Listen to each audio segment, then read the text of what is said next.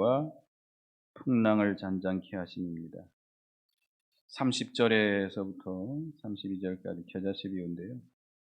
30절 보겠습니다. 또 이르시되 우리가 하나님의 나라를 어떻게 비교하며 또 무슨 비유로 나타낼까? 겨자씨 한 알과 같으니 땅에 심길 때는 땅 위의 모든 씨보다 작은 것이로되 심긴 후에는 자라서 모든 풀보다 커지며 큰 가지를 내나니 공중의 새들이 그 그늘에 깃들일 만큼 되느니라. 하나님의 나라, 하나님의 나라는 이 교회를 통해서 일어나가는 하나님의 구원운동, 복음운동을 가리킵니다. 이 지상의 교회를 통해서 일어나가시는 하나님의 구원운동은 겨자씨 하나를 심는 것과 같다라는 겁니다. 겨자씨는 씨 중에 제일 작은 씨라고 합니다. 근데 그 씨를 심어 놓으면 자라나서 보통은 약 3, 4m 정도로 커진다고 그러죠. 아주 커지면 7m까지 자라난다고 합니다. 아주 큰 나무같이 그렇게 된다고 하는데요. 그래서 새들이 와서 깃들일 정도로 이렇게 커진다고 합니다. 그와 같이 지상 교회 운동은 겨자씨 하나를 심어 놓은 것과 같습니다.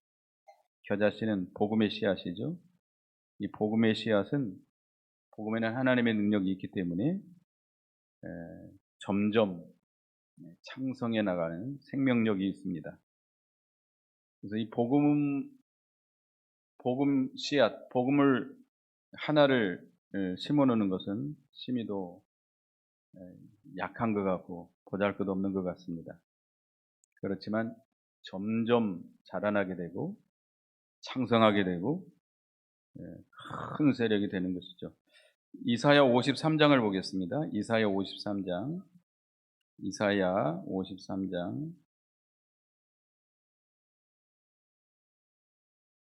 2절 3절을 보겠습니다. 이사야 53장 2절 3절 다 같이 읽어봅니다. 시작. 그는 주 앞에서 자라나기를 연한 순 같고 마른 땅에서 나온 뿌리 같아서 고운 모양도 없고 풍채도 없은즉 우리가 보기에 흠모할 만한 아름다운 것이 없도다. 그는 멸시를 받아 사람들에게 버림받았으며 간고를 많이 겪었으며 질고를 아는 자라. 마치 사람들이 그에게서 얼굴을 가리는 것 같이 멸시를 당하였고 우리도 그를 귀히 여기지 아니하였도다. 예수 그리스도에 대해서 예언한 말씀이죠. 예수 그리스도는 연한 순 같다. 마른 땅에서 나온 뿌리 같다. 고운 모양도 없고 풍채도 없다. 우리가 보기에 흠모할 만한 아름다운 것이 없다고 그랬습니다.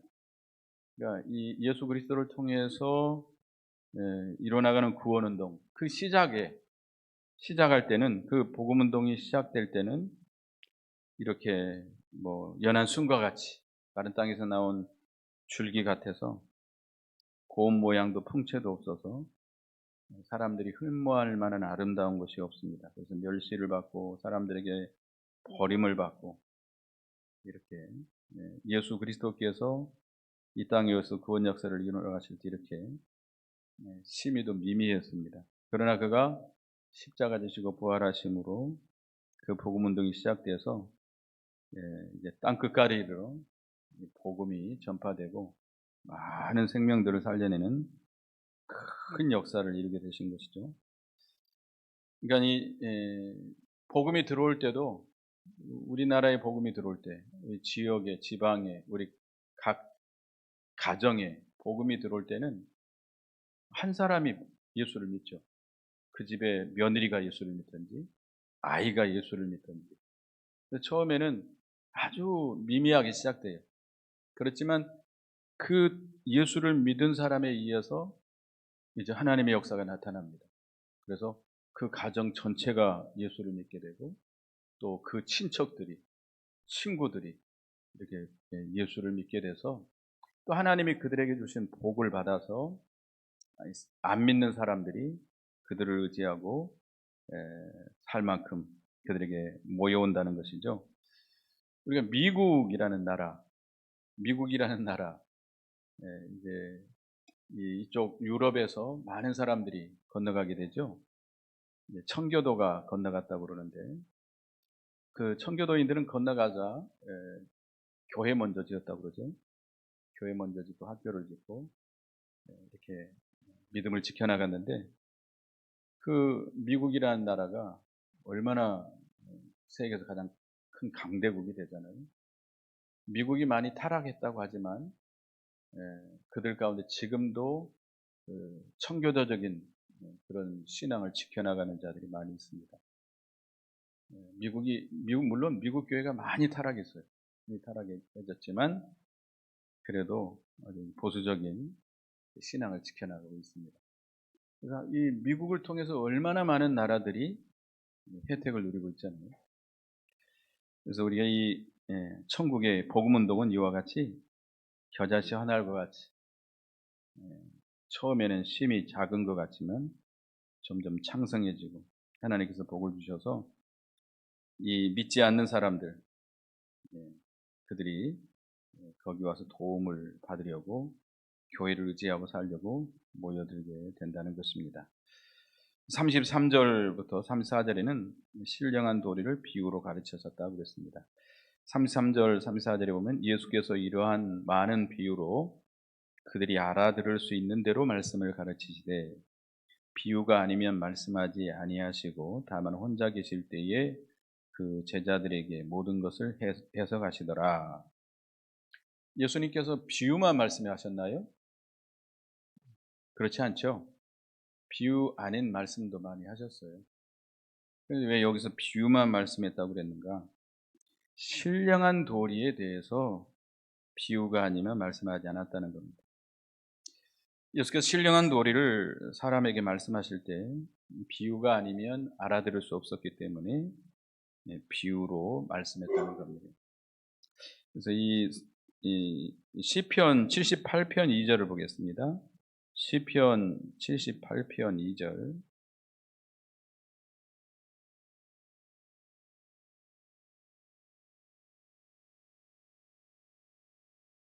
78편 2절 읽어봅니다. 시작. 내가 입을 열어 비유로 말하며 예로부터 감추었던 것을 드러내려 하니. 이 시편 78편 2절의 말씀대로 이루어진 겁니다. 마태복음 13장 34절 35절에 보면 예수께서 이 모든 것을 우리에게 비유로 말씀하시고 비유가 아니면 아무것도 말씀하지 아니하셨으니 이는 선지자로 말씀하신 바 내가 입을 열어 비유로 말하고 창세로부터 감추인 것들을 드러내려 함이라 함을 이루려 하심이니라. 시편에 있는 말씀을 응하게 하시려고 비유로 말씀하셨다고 그랬습니다. 또 이 신령한 도리를 비유로 말씀하신 그 이유는 믿는 자들, 택한 백성들, 믿는 자들에게는 그 천국의 비밀을 알게 하는 것이 허락됐지만 믿지 않는 자들에게는 천국의 비밀이 허락되지 않았습니다. 그래서 이 믿지 않는 자들에게는 그 신령한 도리를 깨달지 못하게 하기 위해서 이렇게 비유로 말씀하시게 된 겁니다. 그러니까 이 믿지 않는 자들은 그 비유의 참뜻이 뭔지 몰라요. 그래서 비유로 이렇게 말씀하셨다는 겁니다. 그 다음에 이제 35절에서 41절까지는 풍랑을 잔잔케 하신 예수님인데요.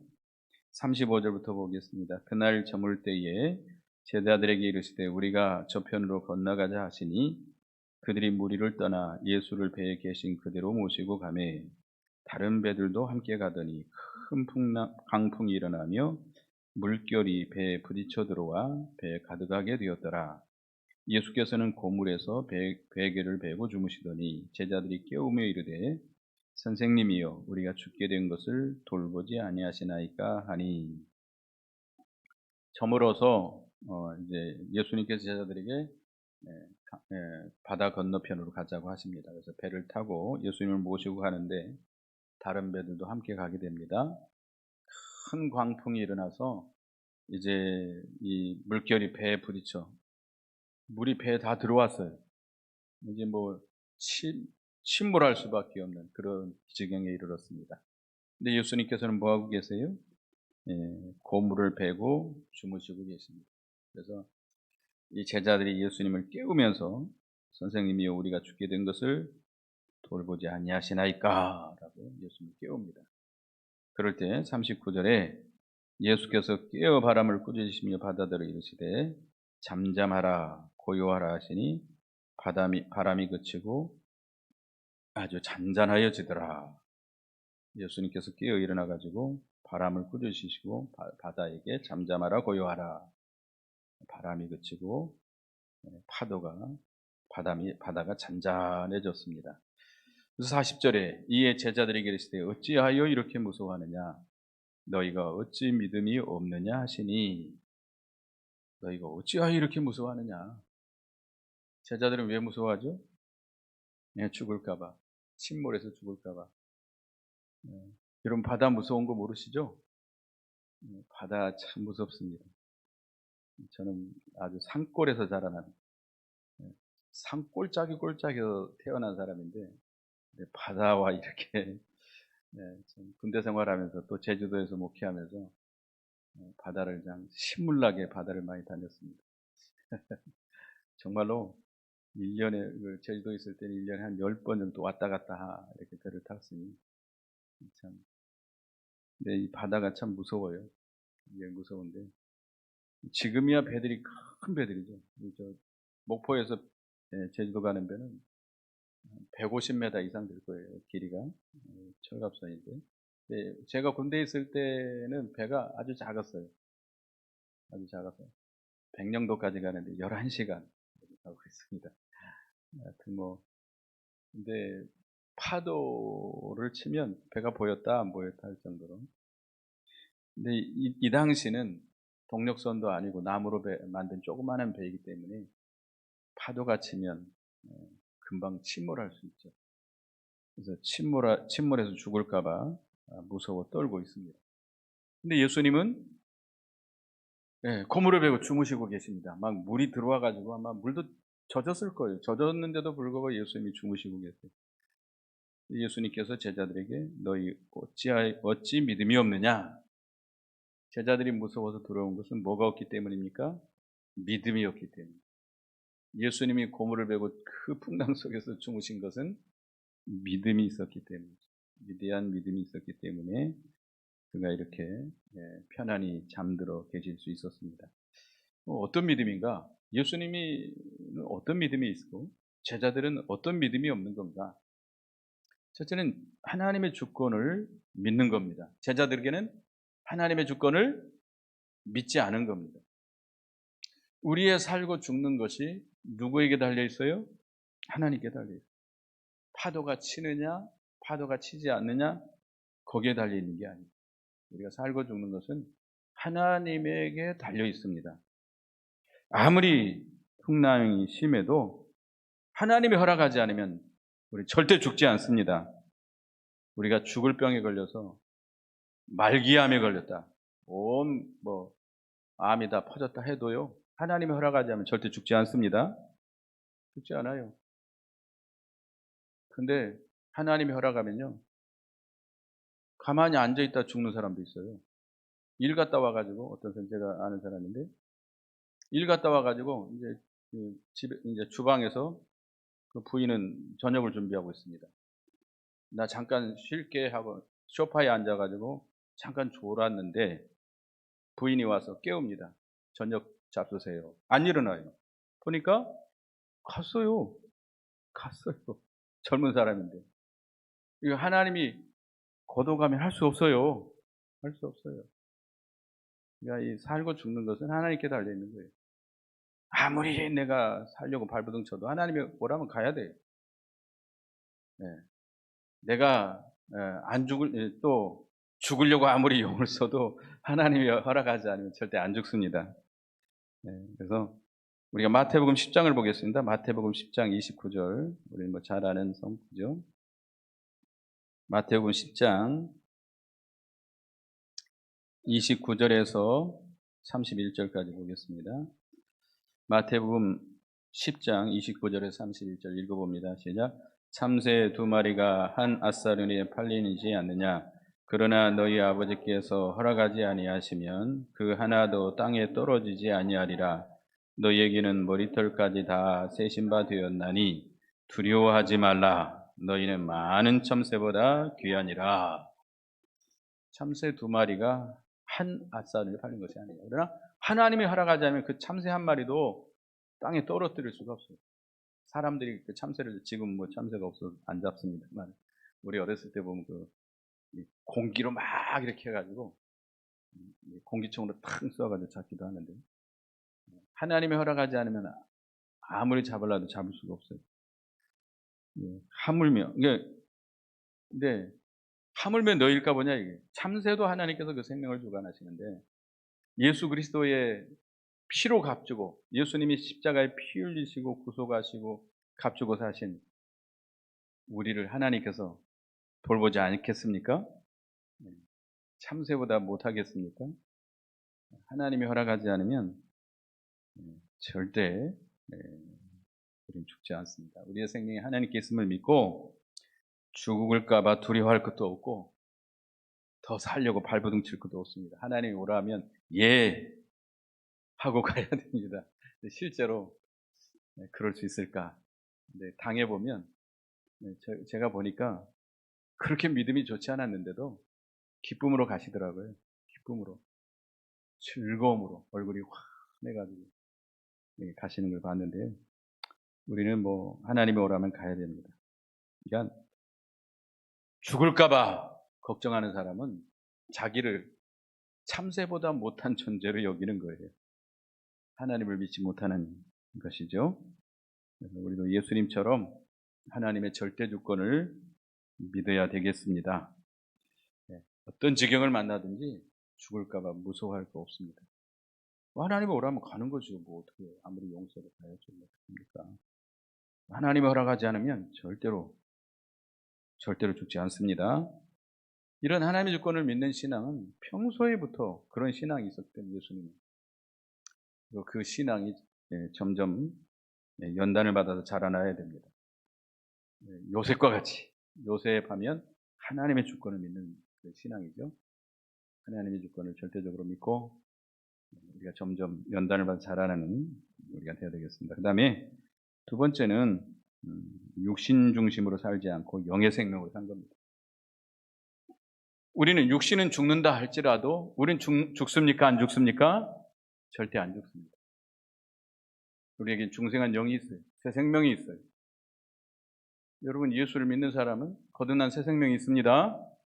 절대 그 생명은 죽지 않습니다. 하나님의 손에서 그 생명을 빼앗아갈 자가 아무도 없어요. 하나님이 거듭나게 하시고 우리에게 생명을 주신 그 중생한 영은 절대 죽지 않습니다. 그래서 예수님은 육신의 죽음을 두려워하지 않았습니다. 빌립보서 1장 21절에 보면 사도 바울이 고백했죠. 읽어보겠습니다. 시작. 이는 내게 사는 것이 그리스도니 죽는 것도 유익함이니라.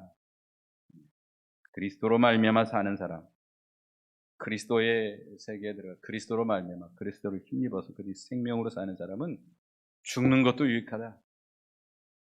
그러니까 우리 육신의 죽음을 두려워하지 않습니다. 우리가 죽으면 우리가 더 좋은 세계, 우리 이 세상에서 죽으면 더 좋은 세계 어디로 가죠? 천국에 가죠. 우리가 이 세상에서 하루 짧아지면 그만큼 천국에서 하루가 길어지는 겁니다. 그러니까 육신의 생명에 너무 애착을 가질 필요가 없어요. 아이고 아까워라. 너무 젊은 날에 가서 아깝다. 물론 아깝죠. 그렇지만 그는 이 세상보다도 훨씬 더 좋은 천국 갔으니 세상의 모든 이 짐을 다 벗어놓고 더 좋은 천국 갔으니 감사해야 되겠죠. 요한복음 11장 25, 26절 보겠습니다. 요한복음 11장 25, 26. 요한복음 11장 25, 읽어봅니다. 시작. 예수께서 이르시되 나는 부활이요 생명이니 나를 믿는 자는 죽어도 살겠고 무릇 살아서 나를 믿는 자는 영원히 죽지 아니하리니 이것을 네가 믿느냐? 마르다가 죽어서 나사로가 죽어서 예수님이 왔을 때 마르다에게 예수님께서 하신 말씀이죠. 예수님은 우리의 부활이요 생명입니다. 우리는 주를 믿는 자는 죽어도 살고 나를 믿는 자는 영원히 죽지 않는다 그랬습니다. 그래서 우리가 죽을까 봐 걱정할 거 없습니다. 죽으면 살면 좋고 죽으면 더 좋고 이런 신앙을 우리가 가져야 되겠습니다. 그래서 죽을까 봐 겁낼 거 없습니다. 그 다음에 세 번째는 하나님의 능력을 믿는 거죠. 하나님의 능력. 아무리 풍랑이 심해도 하나님께서 지켜주신다면 절대로 해치지 못합니다. 우리가 이사야 43장 보겠습니다. 이사야 43장. 이사야서 43장 1절에서 2절 읽어보겠습니다. 시작. 야곱아 너를 창조하신 여호와께서 지금 말씀하시느니라. 이스라엘아 너를 지으신 이가 말씀하시느니라. 너는 두려워하지 말라. 내가 너를 구속하였고 내가 너를 지명하여 불렀나니 너는 내 것이라. 네가 물 가운데로 지날 때에 내가 너와 함께 할 것이라. 강을 건널 때에 물이 너를 침몰하지 못하게 할 것이며 내가 불 가운데로 지날 때에 타지도 아니할 것이요 불꽃이 너를 사르지도 못하리니. 우리를 창조하시고 지으신 하나님께서 우리를 구속하시고 우리를 지명에 불러서 너는 내 것이라 라고 했습니다. 그래서 우리가 강을 건널지라도 그 물이 해치지 못하고 불 가운데로 지날지라도 그 불꽃이 우리를 사르지 못한다고 그랬습니다. 다니엘이 사자 불 속에 던져졌을 때 밤새도록 거기 사자와 함께 있었지만 사자가 건드렸습니까? 건들지 못했어요. 하나님이 천사를 보내서 그 사자의 입을 봉해줬어요. 건들지도 못하게 했어요. 하나님의 능력의 하나님입니다. 사드락 메삭 아벤느고가 느부갓네살이 세운 그 금신상에게 절하지 않다가 풀무불 가운데 던져졌습니다. 하나도 거슬러졌나요? 머리털 하나도, 옷깃 하나도 타지 않았습니다. 하나님께서 그 불꽃이 사르지 못하도록 지켜주신 겁니다. 하나님의 능력을 믿으시기 바라겠습니다. 그 다음에 우리가 하나님이 주신 사명을 깨달은다면 죽지 않을 걸 믿는 겁니다. 예수님이 이 세상에 뭐하러 오셨죠? 예수님이 이 땅에 오신 이유는 십자가 지러 오신 거예요. 십자가를 지시고 택한 백성들의 그 구속을 이루시려고 오신 겁니다. 그런데 십자가 지시기 전에 예수님이 죽으시겠어요? 죽겠어요? 절대 죽지 않습니다. 예수님의 제자들도 지금 예수님의 부름을 받아서 지금 훈련 중이에요. 훈련 중. 앞으로 하나님의 구원 역사에 쓰시려고, 귀하게 쓰시려고 지금 훈련 받는 중에 있는데 그 제자들을 죽게 하겠습니까? 우리의 사명을 깨달은다면 죽을까봐 두려워할 것이 없습니다. 지금까지 우리를 살려주신 목적이 뭐예요? 사명 때문에. 하나님 우리에게 맡긴 사명 다 감당하라고. 이건 추석이죠? 추석 맞이해서 이제 형제들, 특별히 이제 여기 연세 많은 분들이 많기 때문에 자녀들, 또 후손들 만나게 될 텐데 가장 중요한 일이 뭐겠습니까, 여러분들?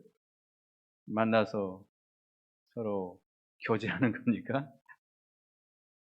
가장 중요한 거, 여러분 사명이에요.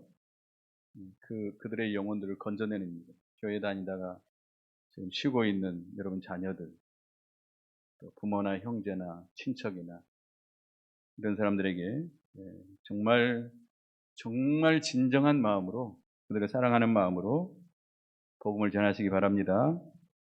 정말로 간곡하게 진심으로 그들을 부탁하시기 바라겠습니다. 그 사명이 있기 때문에 하나님이 살려주신 거예요. 이렇게 그 예수님의 위대하신 믿음, 첫째는 하나님의 주권을 믿었고, 두 번째는 영의 생명으로 산 거예요. 영의 생명. 육의 생명으로 산 것이 아니라, 육신 중심으로 산 것이 아니라 영의 생명으로 산 거예요. 그 다음에 하나님의 능력을 믿는 겁니다. 전능하신 하나님의 능력을 믿는 거고, 네 번째는 하나님의 주신 사명을 깨달았기 때문에 죽지 않을 것을 믿은 겁니다. 우리도 이런 믿음이 있어야 되겠습니다. 그 다음에 41절 보면 그들이 심히 두려워하여 서로 말하되 그가 누이기에 바람과 바다도 순종하는가 하였더라. 풍랑이 아무리 심하게 일어도 지나갑니다. 조금만 참고 있으면 지나가요. 지나가죠?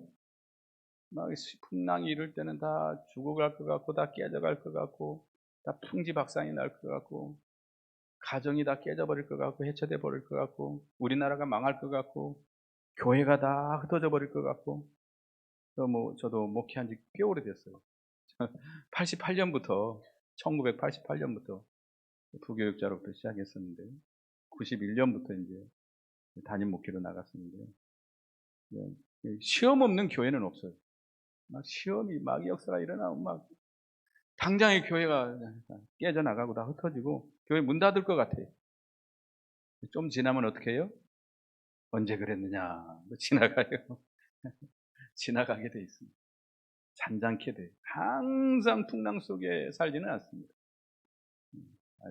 아주 괴롭고 힘들고 그렇지만 좀 있으면 다 지나가요. 지나가지만 그 시험을 우리가 믿음으로 통과했느냐 믿음으로 통과하지 못했느냐 이게 중요한 거예요.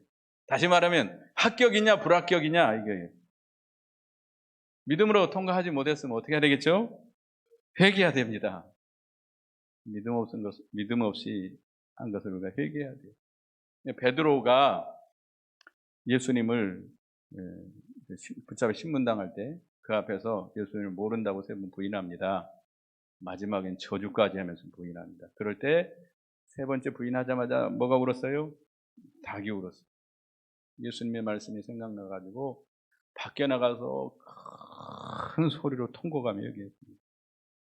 그래서 성경에는 안 나오지만 베드로는 새벽마다 자기 예수님 부인한 거에 대해서 날마다 새벽마다 통곡하며 회개했다고 합니다. 이게 사도 베드로의 신앙의 밑거름이에요. 우리도 믿음으로 통과하지 못한 것을 우리가 철저하게 회개해야 됩니다. 네, 회개해야 돼요. 다윗과 사울의 다른 점이 뭘까요? 사울왕과 다윗왕. 사울왕은요, 그렇게 다윗처럼 큰 살인죄를 지었다든지 간음죄를 짓지 않았어요. 근데 사울왕과 다윗왕의 다른 점이 뭐냐? 사울왕은 뭐를 안 했어요? 회개를 안 했어요. 다윗왕은 하나님께서 선지자를 보내 책망할 때 그 앞에서 꼬꾸라져 회개했습니다. 회개해서 금식하면서 그 왕자에서 내려와서 그 우리아의 아내가 낳은 아기가 죽었을 때 먼지를 뒤집어 쓰고 금식하면서 거기서 회개했죠. 저녁마다 밤마다 눈물로 회개를 했습니다. 그래서 우리도 이 시험을 믿음으로 통과하지 못한 것을 통회하고 잡아보고 회개해야 됩니다. 그러니까 이 제자들은 아직도 믿음이 없어요. 그들이 심히 두려워하며 서로 말하되 그가 누구이기에 바람과 바다도 순종하는가 하였더라. 예수님을 아직도 자세히 잘 깨닫지 못하고 있습니다.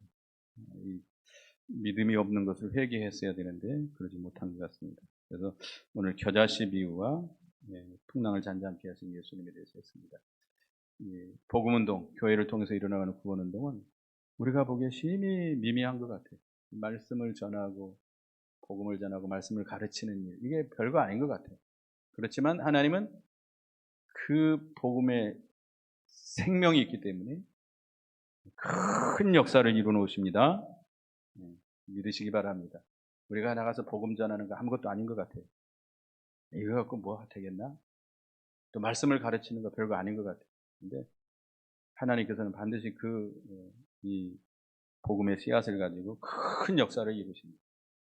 우리는 이 바다를 잔잔케 하신 예수님의 믿음을 본받아서 하나님의 주권을 믿고 영의 생명으로 살고 또 하나님의 능력을 믿고 사명을 깨닫고 죽을까 봐 두려워하지 말아야 되겠습니다.